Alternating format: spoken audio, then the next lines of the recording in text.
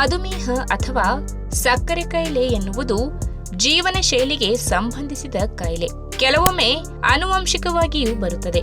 ಹಾಗಿರುವಾಗ ಮಧುಮೇಹವನ್ನ ಕಂಟ್ರೋಲ್ ಮಾಡಲು ಔಷಧಿಯೊಂದೇ ಸಾಕಾಗುವುದಿಲ್ಲ.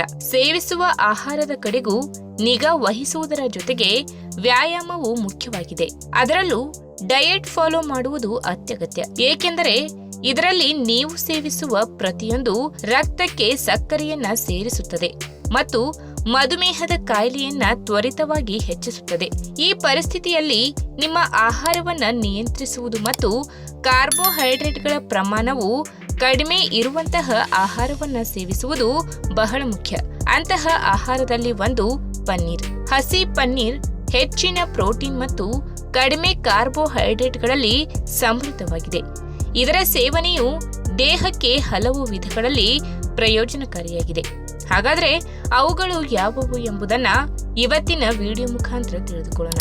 ಅದಕ್ಕಿಂತ ಮುಂಚೆ ನೀವಿನ್ನೂ ನನ್ನ ಚಾನಲ್ಗೆ ಸಬ್ಸ್ಕ್ರೈಬ್ ಆಗಿಲ್ಲ ಅಂದ್ರೆ ಪ್ಲೀಸ್ ಸಬ್ಸ್ಕ್ರೈಬ್ ಮಾಡ್ಕೊಳ್ಳಿ. ಹಾಗೆ ಪಕ್ಕದಲ್ಲೇ ಇರುವಂತಹ ಬೆಲ್ ಐಕಾನ್ ಕ್ಲಿಕ್ ಮಾಡಿ.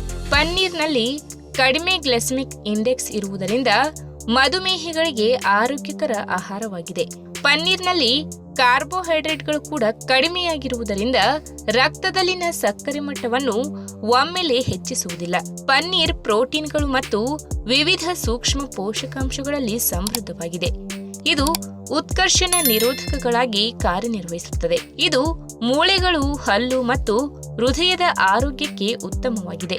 ಅಷ್ಟೇ ಅಲ್ಲದೆ ಇದು ಜೀರ್ಣಕ್ರಿಯೆಗೂ ಸಹಾಯ ಮಾಡುತ್ತದೆ. ಇನ್ನು ಮಧುಮೇಹ ರೋಗಿಗಳು ದಿನದಲ್ಲಿ ಅಥವಾ ರಾತ್ರಿಯ ಊಟದಲ್ಲಿ ಪನ್ನೀರ್ ಸೇವಿಸಬಹುದು. ಟೋನ್ಡ್ ಹಾಲಿನಿಂದ ತಯಾರಿಸಿದ ಪನ್ನೀರ್ ಮಧುಮೇಹಿಗಳಿಗೆ ಪ್ರಯೋಜನಕಾರಿಯಾಗಿದೆ.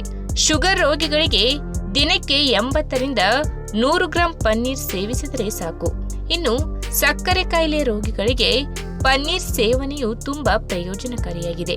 ಮಧುಮೇಹ ರೋಗಿಗಳು ಪನ್ನೀರನ್ನು ಹಸಿಯಾಗಿ ಮತ್ತು ಬೇಯಿಸಿದ ರೂಪದಲ್ಲಿ ಸೇವಿಸಬಹುದು. ಆದರೆ ಹಸಿ ಪನ್ನೀರ್ನಲ್ಲಿ ಕೊಬ್ಬಿನ ಪ್ರಮಾಣ ಕಡಿಮೆ ಇರುವುದರಿಂದ ಶುಗರ್ ರೋಗಿಗಳಿಗೆ ಇದು ಹೆಚ್ಚು ಪ್ರಯೋಜನಕಾರಿ.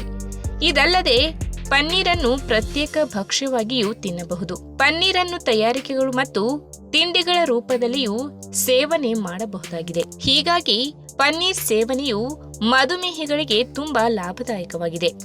ಈ ವಿಡಿಯೋ ನಿಮಗೆ ಇಷ್ಟವಾದಲ್ಲಿ ತಪ್ಪದೇ ಲೈಕ್ ಮಾಡಿ, ಶೇರ್ ಮಾಡಿ, ಹಾಗೆ ನಿಮ್ಮ ಅನಿಸಿಕೆನ ಕಮೆಂಟ್ ಮೂಲಕ ತಿಳಿಸಿ.